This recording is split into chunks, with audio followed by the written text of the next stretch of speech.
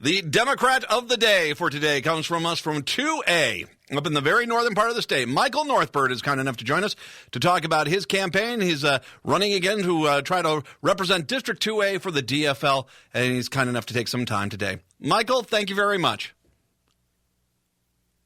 Michael, you there? Yeah. Oh, there you are. Hey, there you go. Mm-hmm. We can hear you now. There we go. I said, bonjour, hello. Hello. Yes, thank you. We should mention that 2A is a massive district. It's Angle Inlet all the way down, and then both the upper and lower Red Lakes, and then it goes way south of Bemidji as well, correct? Yeah, down to just west of Walker. Wow. That is a huge district. How much time does it take you to get north to south in that thing? Well, that's actually a point that I like to make to everybody, that I can go from my home to Duluth in a shorter period of time. Wow. That's just it's 3 hours from the southern tip to the northern tip. Wow. And once again, and part of that's in Angle Inlet, which means you have to go into Canada to get there, which, that's, that's, nothing against our Canadian friends up there, but yeah, whatever. Yeah, well, that's one place we don't go. The Northwest Angle, I think there's only like a handful of people up there, so we don't go through the headache of the process to cross the international borders to get there. Michael, you ran in 2018 and unfortunately did not win, but you did want it. What made you say, you know what, I'm going to go for this again? I think I could win this. Well, the fact that we did do so good, part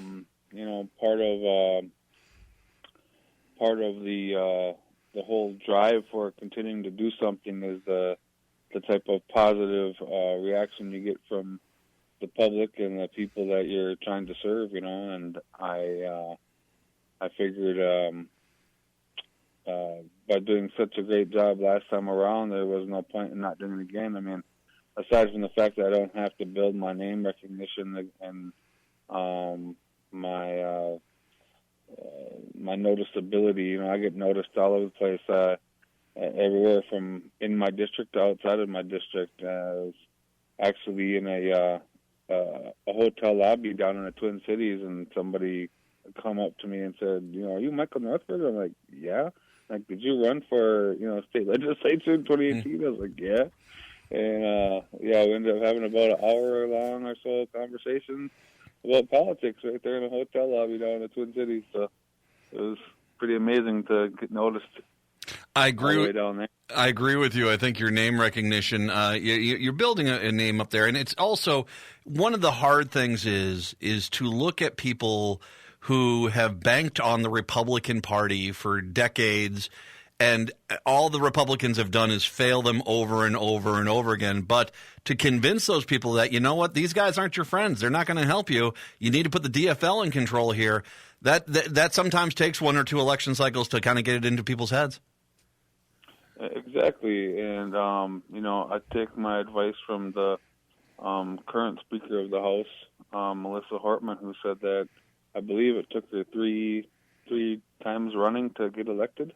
Mm-hmm. So it's those types of things that encourage me to continue as well. The district, obviously, I think one of the more important things, and I think if I remember correctly, when you were Democrat of the Day back in 2018, one of the things that we talked about is water quality here. I mean, you have two of the nicer lakes, the Upper and Lower Red. You've got, of course, Lake of the Woods is in your district as well. The water quality here is something that is important, but we still hard to believe even today, considering how important the water is with our tourism, with our hunting and fishing. The reality is that we have a lot of people that are working hard to make sure our water quality is less safe than it is. Yeah, which is quite alarming, and it shouldn't just alarm people in my district, but people across the state. You have, like you're saying, these groups. Sometimes they're not even Minnesotan groups. They're not even from Minnesota. They're foreign groups, or got these ideals that aren't Minnesotan in nature, and could care less about the water that we rely on and depend on, because they're not going to be affected by it. And what's one of the proposals that's scaring people, not just this year but in previous years, is that they want to ship our Great Lakes water, to the rest of the country, just to be able to provide them with clean, drinkable water. So, to think that there's people in-house, so to speak, that are in support of threatening the water quality of our surface waters and groundwaters is quite appalling. It should be for everybody, no matter what your party is. On behalf of everyone in the state of Minnesota, if they try to take our water out of here and put a spigot on Minnesota so they can pour water into the desert, I think the answer is, oh, hell no. You would hope so. You would. You moved to a desert, you fool. What'd you think was going to happen? Move up here. I mean, you can move to Minnesota. I mean, we're not going to give you our water, for goodness sakes.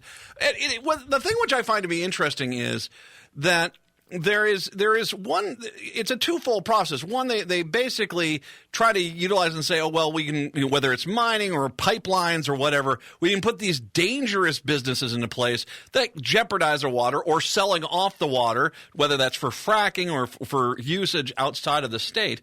But the other side of it is that we wouldn't have to have these discussions if there was a successful economic business plan for rural Minnesota. And one of those key parts of that is a broadband. And Republicans have been promising broadband to outstate Minnesota for decades. They are not delivered. They will not deliver. They have no intent on delivering. The DFL wants to get broadband out there. Talk about broadband. If we were to get broadband in 2A, I got to imagine that would help increase business and economic growth within that district. Well, certainly, it's 2020, not 1920. Mm-hmm. And, we are an interconnected world now. And anybody that knows anything about how it all operates today, I mean, there's, kids making six figures these days off of the connectability to broadband access and the rest of the world through, their business ventures or, personal entrepreneurial ideas and things like that. So, yeah, I mean, definitely everything from small business to historically family businesses, they always got room to grow as long as they have connections to broadband. So. Well, and it's not just for the business, which obviously, I mean, once again, I mean, with a broadband connection, I mean, any place can become, a viable option for corporate expansion, but as well, it's for everything. It's for medical, it's for education. Broadband, I mean, this is where our community, this is where technology is at, and we need to have it in every corner of the state. Certainly. One of the things that probably, as you mentioned, the medical aspect of it, that could be the difference between life and death. Yes. I mean, especially when you just discussed the size of my district. I mean, it's incredibly rural. The largest town in District 2A is actually the city of Red Lake within the Red Lake Indian Reservation. And then outside of the Indian Reservation, the Red Lake Reservation, the largest town is Bagley, Minnesota at 1,300, mm-hmm. followed by, in second place is Baudette with 1,100. So those are the two largest cities outside of the Red Lake Reservation within my district, and everything is a lot smaller than that, down to just, a few dozen people in a lot of locations. So them having the geographical area that they live in, which is far from medical expertise and their travel expenses and costs, having broadband to help, assist with their medical issues would definitely improve their lives, and their livelihoods for a lot of people, actually. We're talking to Michael Northbird. He is running 2A is the district. MichaelNorthbird.com is the website. Let's talk. We mentioned briefly education with the broadband. One of the things I find is interesting is no matter the differences between rural Minnesota and the inner city, it's the same problem when it comes to education, and that is the funding is so screwed up now because of, by school district and property taxes. we need to have new ideas here and state funding, because right now because that rural school districts and inner city school districts, for that matter, are having problems with this funding model, that the quality of education is falling apart. I mean, we need to have better education, and the way to do that is better funding processes. Right, and one of the things you won't hear is exactly that coming from our current District 2A representative. In 2018, during the debates, we actually had this question come up and this topic come up, and he was very adamant that we are adequately funding our education just fine, and that there's no concern for anybody.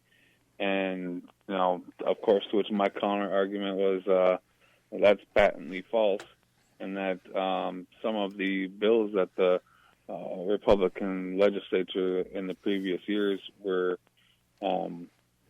putting forward are actually harming our education, harming the ability to improve and progress, and also where the teachers unions involved, they weren't too happy with the situations either, because they were essentially, what would you call it, disregarding the hard work that teachers put in order to be certified to do what they do, and trying to attempt to allow anybody off the streets that's willing to sign a piece of paper saying I'm a teacher be allowed to be a teacher, which in a nutshell, disregards the hard work and years of education and schooling that these teachers themselves put themselves through in order to get where they're at and be doing what they're doing. I think when you look at the education that you have, and once again, and you've got some real unique situations. You talk about the Angle Inlet and the kids getting to school from that location, the tribal schools that are once again grossly underfunded across not only the state but the country. You look at, and then you look at the rural schools where they just don't have the tax base to where and let's be honest, Republicans keep passing those unfunded mandates for education, which keeps taxing these systems. We need to have a better model in place, and just shrugging your shoulders and saying, well, your kid can open enroll someplace else, that's not a solution.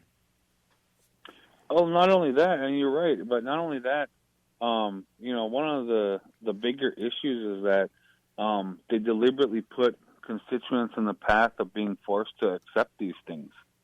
So when you talk about how they don't have the tax base, so when something like a pipeline, right, it comes through, and it's like it's the godsend to them, and it's the only way they can climb out of it. The Republicans have put them in that situation where they don't have a choice, or at least they feel they don't think they have one, and obviously they do, and that choice is to vote DFL this coming election and previous election and the next election, because then we won't be forcing that kind of thing on them. We'll actually be, using some sensibility regarding the determination of the bills that we would be passing through, as opposed to, promoting and supporting things that are going to be forcing these types of things on them for the sake of $1 in someone else's pocket. So, Michael, I think one of the things that we've got to do is we've got to get more people out of these safer Twin Cities districts up to help you in 2A through the summer. Is Washkish still have the big bog festival? Yeah. Because they also there's actually quite a few little festival thingies that go on, and you wouldn't believe it. And there's not very many people in these places, but they sure know how to have a good time. I remember having the best wild rice pancakes of my life in Washkish. They were magnificent. People, we can, and once again, help your local district. By all means, help them out. But if you are in a relatively safe district where they don't even have a Republican running, take some time. Get up to 2A. This is a winnable seat. This is a very winnable seat. It's gorgeous territory, so you can set up a weekend as we get into spring and into summer where you go on up there, have some fun, then help out Michael, do some door knocking, phone calls, make a donation. If people want to do that, it's all they have to do is go to your website, which is michaelnorthbird.com, correct? Yeah, and we'll be updating the schedule here as we learn about things. Like you said, there's all these great things to do and great places to stay. We have lots of big lakes and recreational activities. Things like Akeley Days, in the little town of Akeley, and even a smaller town, La Porte. They have La Porte Days that take place. Yeah. Around 4th of July, and we have the Blueberry Festival on Lake George, and I actually brought my family up to Baudette for the 4th of July the last go around, and it was very interesting. Half the people I tried to shake hands with stopped me and said, "I'm Canadian." You're here on our 4th of July, so you gotta shake my hand. That's the rule. But yeah, there's all kinds of great things to do in all these nice little towns to get out of the big city if that's what you're looking forward to doing. And my district's a great place to come and visit for sure. That's right. Hiking, fishing, Lake George Blueberry Days. Also, like I say, wild rice. You can't beat the wild rice from his district. It is the best. Go MichaelNorthbird.com, MichaelNorthbird.com. Just plan right now for a weekend up there. And like I said, one day you go out there, have fun. One day you go help Michael's campaign, and let's help turn that district to the DFL. Michael, I appreciate the time. Thank you very much. Thank you. Every little bit's appreciated as well. My pleasure. Michael Northbird, Democrat of the Day. 2A. We'll take a break. Come on back. It's the Matt McNeil Show right here on AM 950.